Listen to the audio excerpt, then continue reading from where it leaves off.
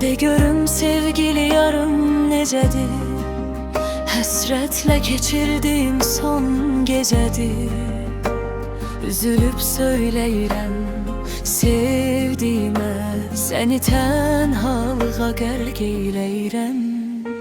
Görürəm məndə ürəyin olmadı, bilirəm məndə niyyətin olmadı.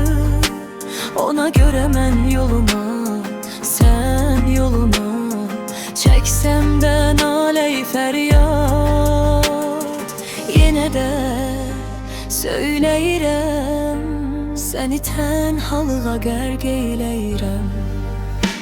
Görəsən sevgimi sən hiss elədin, sənə verdiyim duyğuları hiss elədin. Görəsən sevgimi sən hiss elədin, sənə verdiyim duyğuları hiss elədin. Nə deyim, həyat budur, yalanlarla, fanilərlə keçirib gün güzaran. Gedirik dünyadan, sevdim sevməz olaydım. Düşmüşəm dərdə qəmə,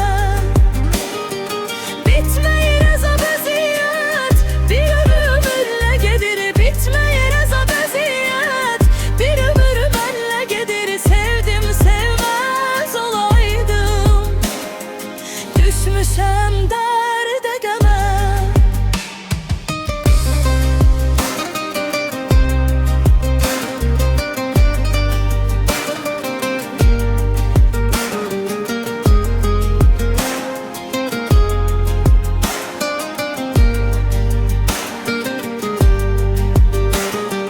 Nəyə də söyləyirəm, səni tənhalığa qərq eyləyirəm.